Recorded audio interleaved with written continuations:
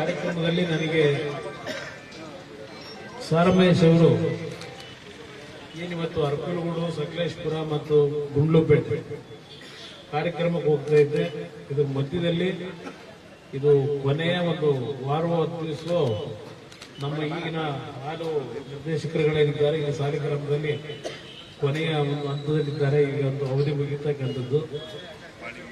ಅದಕ್ಕಿಂತ ಮುಂಚೆ ನೀವು ಬಂದು ಒಂದು ಉದ್ಘಾಟನಾ ಕಾರ್ಯಕ್ರಮದಲ್ಲಿ ಭಾಗವಹಿಸಬೇಕು ಅಂತ ಹೇಳಿ ಅವ್ರಿಗೇನೋ ನನಗೆ ಆಹ್ವಾನ ನೀಡಿದ್ರು. ಅದರ ಹಿನ್ನೆಲೆಯಲ್ಲಿ ಸಾರಮೇಶ್ ಅವರ ಒತ್ತಡದ ಮೇಲೆ ಬರಬೇಕಾಯ್ತು. ಅವ್ರ ಮೇಲೆ ಇಟ್ಟಿರ್ತಕ್ಕಂಥ ಒತ್ತಡ ಅನ್ನೋದಕ್ಕಿಂತ ಇಟ್ಟಿರ್ತಕ್ಕಂಥ ಪ್ರೀತಿ ಮೇಲೆ ರಾಜಕೀಯ ಮಾತನಾಡೋದು ಬೇಡ ಅನಿಸ್ತದ ನನಗೆ. ಆದ್ರೆ ಒಂದು ನಮ್ಮ ಬಹಳ ಜನ ಹಿರಿಯರಿದ್ದೀರಿ, ಇವತ್ತು ಡೈರಿ ಬಗ್ಗೆ ನಾನು ಚರ್ಚೆ ಮಾಡೋದಾದ್ರೆ ಕರ್ನಾಟಕದಲ್ಲಿ ಇವತ್ತು ಗುಜರಾತ್ನಲ್ಲಿರ್ತಕ್ಕಂಥ ಅಮೂಲ್ ಏನಿದೆ ಆ ಸಂಸ್ಥೆಗೆ ಸರಿಸಮನಾಗಿ ಕರ್ನಾಟಕ ರಾಜ್ಯದಲ್ಲಿ ಹಾಲು ಉತ್ಪಾದನೆಯನ್ನ ಮಾಡತಕ್ಕಂಥ ಒಂದು ಗುರಿ ಇವತ್ತು ನಾವೇನು ತಲುಪಿದ್ದೇವೆ ಅಂದ್ರೆ ಅದಕ್ಕೆ ಮೂಲ ಸನ್ಮಾನ್ಯ ದೇವೇಗೌಡರು ಮತ್ತು ರೇವಣ್ಣವರು ಅನ್ನೋದನ್ನ ಈ ಸಂದರ್ಭದಲ್ಲಿ ಅವರು ಹಿಂದೆ 1990-92ರಲ್ಲಿ 30 ವರ್ಷಗಳ ಹಿಂದೆ ನಮ್ಮ ರಾಜ್ಯದ ಹಾಲು ಉತ್ಪಾದಕರ ಅಧ್ಯಕ್ಷರಾಗಿ ಏನು ಆಯ್ಕೆಯಾದರು.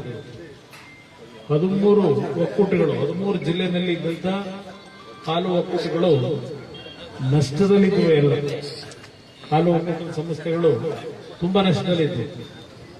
ಅದು ಎಲ್ಲದಕ್ಕೂ ಆರ್ಥಿಕ ಶಕ್ತಿಯನ್ನು ತುಂಬತಕ್ಕಂಥ ಕೆಲಸದಲ್ಲಿ ರೇವಣ್ಣವ್ರ ಕೊಡುಗೆ ಅಪಾರ ಇದೆ. ಈಗೆಲ್ಲ ಬರ್ತಾರೆ, ಮಾತನಾಡ್ತಾರೆ. ಆದರೆ ಅವತ್ತಿನ ಅಂತ ಒಂದು ಕೆಟ್ಟ ಪರಿಸ್ಥಿತಿನಲ್ಲಿ ರೇವಣ್ಣವರು ಕೆಲವು ಕಟ್ಟುನಿಟ್ಟಿನ ನಿರ್ಧಾರ ಮಾಡಿದ್ರಿಂದ, ಜೊತೆಗೆ ದೇವೇಗೌಡರು ಪ್ರಧಾನಮಂತ್ರಿಗಳಿದ್ದಾಗ ವಿಶೇಷವಾದಂತಹ ಅನುದಾನಗಳನ್ನ ನಮ್ಮ ರಾಜ್ಯಕ್ಕೆ ಅವರು ಕೊಡ್ತಕ್ಕಂಥ ನಿರ್ಧಾರ ಮಾಡಿದ್ರಿಂದ ಇವತ್ತು ಗ್ರಾಮೀಣ ಪ್ರದೇಶದಲ್ಲಿ ನಮ್ಮ ತಾಯಂದಿರು, ನಮ್ಮ ರೈತ ಬಂಧುಗಳು ಒಂದು 2 ಹಸು ಸಾಕಿ ಕುಟುಂಬದಲ್ಲಿ ಒಂದು ಆರ್ಥಿಕವಾಗಿ ಒಂದು ಗೌರವಯುತವಾದಂತಹ ಬದುಕನ್ನ ಕಾಣಲಿಕ್ಕೆ ಸಾಧ್ಯ ಆಗಿದೆ. ಇವತ್ತು ಭೂಮಿನಲ್ಲಿ ಬೆಳೆಯತಕ್ಕಂಥ ಬೆಳೆಯನ್ನು ನಂಬಿ ನಾವು ಬದುಕಲಿಕ್ಕೆ ಸಾಧ್ಯ ಆಗದೇ ಇರತಕ್ಕಂಥ ಪರಿಸ್ಥಿತಿಗಳು ನೋಡ್ತಾ ಇದ್ದೇವೆ. MSP ದರ ಅಂತಕ್ಕಂಥದ್ದು ನಾವು ಸರ್ಕಾರದಲ್ಲಿ ನಿಗದಿ ಮಾಡ್ತೀವಿ. ಅದರ ಖರೀದಿ ಕೇಂದ್ರಗಳನ್ನ ಸೂಕ್ತವಾದ ಸಂದರ್ಭದಲ್ಲಿ ಪ್ರಾರಂಭ ಮಾಡದೆ ಮಧ್ಯವರ್ತಿಗಳು, ಅದರಲ್ಲೂ ರೈತರಿಗೆ ಅನ್ಯಾಯ ಮಾಡತಕ್ಕಂಥದ್ದು ನಾನು ಹಲವಾರು ವಿಷಯಗಳನ್ನು ಗಮನಿಸಿದ್ದೇನೆ.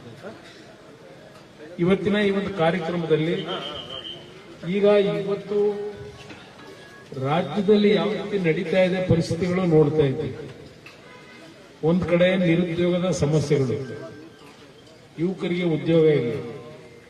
ಸರ್ಕಾರ ಯುವನಿಧಿ ಕಾರ್ಯಕ್ರಮ ಕೊಡ್ತಿದೀವಿ ಅಂತಾರೆ. ಯಾರಿಗೆ ಕೊಟ್ಟಿದ್ದಾರೋ ದುಡ್ಡನ್ನ ಗೊತ್ತಿಲ್ಲ. ಎಷ್ಟು ಜನ ಕೊಟ್ಟಿದ್ದಾರೋ ಅಂತಕ್ಕಂಥ ಮಾಹಿತಿಗಳು ಇಲ್ಲ. ಈಗಾಗಲೇ ನೋಡಿದ್ರಿ, ಧಾರವಾಡದಲ್ಲಿ ಕಳೆದ 2-3 ದಿನದಲ್ಲಿ ಸಾವಿರಾರು ಯುವಕರು ವಿಧಾನಸೌಧಕ್ಕೆ ಮುಖ್ಯ ಆಗ್ತಕ್ಕಂಥ ಕೆಲಸ ಮಾಡ್ತೀವಿ ಅಂತ ಹೇಳಿದ್ದಾರೆ. ಸರ್ಕಾರದಲ್ಲಿ ಸುಮಾರು 2.5 ಲಕ್ಷ ಉದ್ಯೋಗ ಖಾಲಿ ಇಟ್ಕೊಂಡಿದ್ದಾರೆ. ನಮ್ಮ ಶಿಕ್ಷಣ ಇಲಾಖೆ ಒಂದರಲ್ಲೇ ಸುಮಾರು 76,000 ಉದ್ಯೋಗ ಖಾಲಿ ಇದೆ. ಟೀಚರ್ಗಳನ್ನು ಆಯ್ಕೆ ಮಾಡಬೇಕಾಗಿದೆ. 2006-07 ನಾನು ಆಕಸ್ಮಿಕವಾಗಿ ಮುಖ್ಯಮಂತ್ರಿ ಆದಾಗ ಸುಮಾರು 56,000 ಟೀಚರ್ಗಳನ್ನ, ಲೆಕ್ಚರ್ಗಳನ್ನ ನೇಮಕ ಮಾಡಬಹುದು ನಾನು ಸ್ಮರಿಸ್ಕೊತೀನಿ.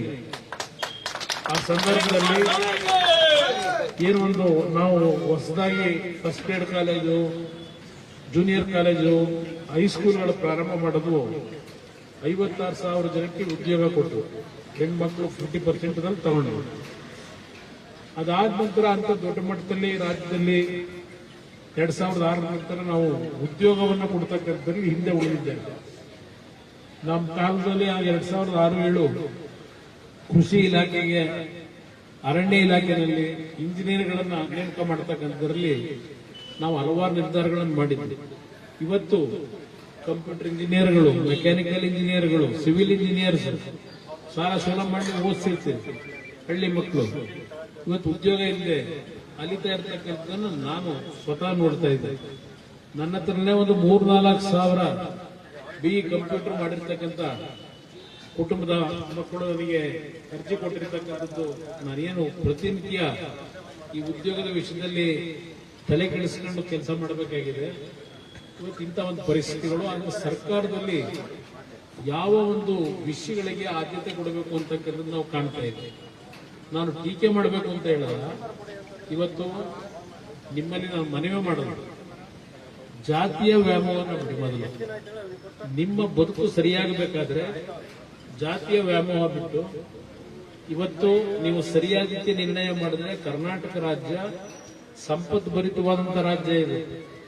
ನೀವೇನು ಪ್ರತಿ ದಿನ ಮನೆಗೆ ಖರೀದಿ ಮಾಡತಕ್ಕಂಥ ವಸ್ತುಗಳ ಮೇಲೆ ಟ್ಯಾಕ್ಸ್ ಕಟ್ತೀರಿ, ತೆರಿಗೆನ. ಇವತ್ತು ನಮ್ಮ ರಾಜ್ಯ ದೇಶದಲ್ಲೇ 2ನೇ ಸ್ಥಾನದಲ್ಲಿದ್ದೇವೆ ತೆರಿಗೆ ಕಟ್ಟದ್ರಲ್ಲಿ ನಮ್ಮ ಜನ.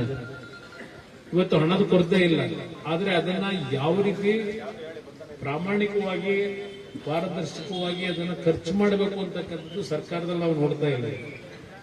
ಪ್ರತಿನಿತ್ಯ ನೋಡ್ತೀರಿ, ಅದ್ಯಾರ ಗುತ್ತಿಗೆದಾರರು ಈ ಕಳೆದ 2 ವರ್ಷದಿಂದ ನಮಗೆ ಗುತ್ತಿಗೆದಾರರು ಏನು ಕೆಲಸ ಮಾಡಿದ್ದೇವೆ 32,000 ಕೋಟಿ ದುಡ್ಡು ಕೊಟ್ಟಿಲ್ಲ ಅಂತ ದಿನ ಅವ್ರೇನು ಆಕ್ರೋಶ ವ್ಯಕ್ತಪಡಿಸ್ತಾರೆ. ನಾನು ಮುಖ್ಯಮಂತ್ರಿ ಇದ್ದಾಗ, ರೇವಣ್ಣ PWD ಮಿನಿಸ್ಟರ್ ಇದ್ದಾಗ ಪ್ರತಿ ತಿಂಗಳು 30ನೇ ತಾರೀಕು ಆ ಕೆಲಸ ಮಾಡತಕ್ಕಂಥ ಗುತ್ತಿಗೆದಾರರು ದುಡ್ಡು ಅವ್ರ ಮನೆ ಬಾಗಿಲು ಹೋಗೋದು. ಹಿಂದೆ ಹೇಳಿದ್ದು ಈಗ ಗೊತ್ತಾ ಇಲ್ಲ. ಈಗಿದ್ದೆಲ್ಲ ನಾನು ಮುಖ್ಯಮಂತ್ರಿ ಆಗಿದ್ದಾಗ ಹೇಳ್ತಾ ಇದ್ದೇನೆ.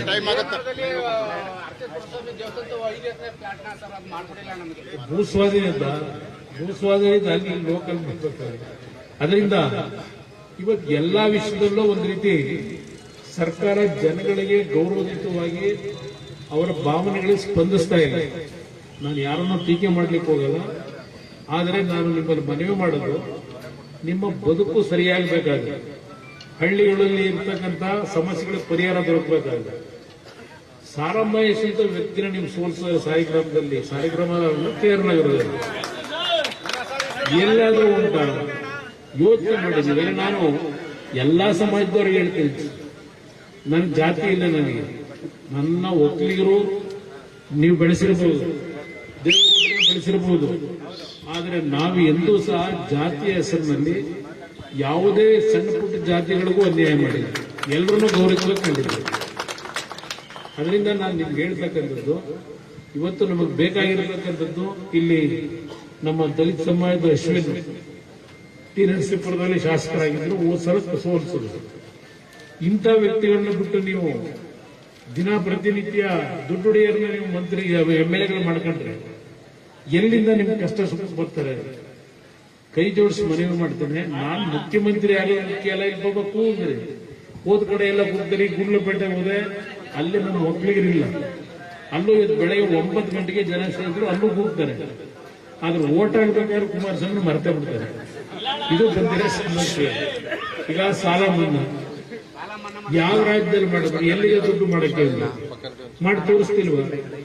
ನಾನೇ ನಿಮ್ಮಲ್ಲಿ ಹೆಚ್ಚಿನ ತೆರಿಗೆ ಹಾಕಿ ಸಾಲ ಮನ್ನಾ ಮಾಡಿದ್ದಲ್ಲ.